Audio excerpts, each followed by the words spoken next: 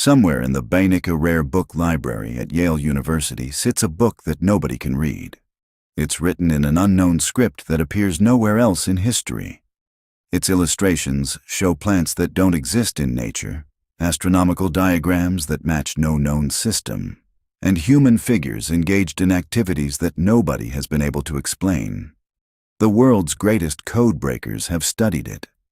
Linguists, historians, and artificial intelligence have all taken their shot at it. After 600 years, nobody has decoded a single word.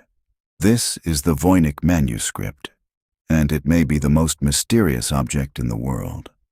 The manuscript is a small book, about 23 centimeters tall, containing 240 pages of handwritten text and illustrations, all on vellum made from calf skin.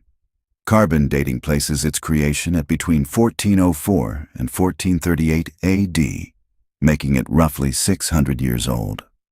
The book appears to be divided into sections, each with a different focus. The botanical section shows hundreds of plant illustrations, detailed, carefully rendered, and almost entirely unidentifiable. Some resemble real plants but with wrong details. Others appear to be entirely invented. The astronomical section contains circular diagrams that look like star charts or calendars but don't correspond to any known astronomical system. The biological section shows naked figures, mostly female, immersed in pools and channels of green liquid connected by an elaborate pipe system. Nobody knows what this represents. Throughout every page, dense text flows in an unknown script, consistent, structured, with clear patterns suggesting a real language rather than random symbols. But no one has ever read it.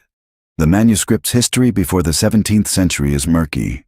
The earliest confirmed owner was Holy Roman Emperor Rudolph II, who reportedly purchased it in the late 1500s for 600 gold ducats, an enormous sum suggesting it was already considered extraordinary. It passed through several owners before ending up in an Italian Jesuit college, where it sat in a library largely forgotten for centuries. In 1912, a Polish book dealer named Wilfred Voynich discovered it among a collection of old manuscripts and purchased it. He spent the rest of his life trying to decode it and failing. The manuscript now bears his name. After Voynich's death, it eventually made its way to Yale's Voynich Library, where it sits today, fully digitized and available for anyone to study online. Millions of people have looked at it. Nobody has cracked it. The list of people who have tried and failed to decode the Voynich Manuscript reads like a who's who of cryptographic history. During World War II, some of the same codebreakers who cracked Nazi encryption systems turned their attention to the Voynich Manuscript in their spare time. They got nowhere. The NSA has studied it. Academic linguists have spent careers on it. In recent years, machine learning algorithms trained on hundreds of languages have analyzed its statistical patterns and come up empty. Several researchers have claimed to have decoded it over the years. None of those claims have held up to scrutiny. Three main theories dominate the current debate. The first is that it's a genuine encrypted text, a real language or existing language disguised through a cipher system sophisticated enough to have resisted 600 years of attack. If true, whoever created it was a cryptographic genius, centuries ahead of their time. The second is that it's a constructed language, an invented linguistic system created by its author, possibly as a philosophical or artistic exercise. Several Renaissance scholars experimented with invented languages. If the Voynich script is one of these, it may be perfectly internally consistent, but correspond to no real-world language. The third theory is the most deflating, that it's an elaborate hoax. A clever forgery designed to look like an ancient encoded text, but actually containing no meaningful information at all.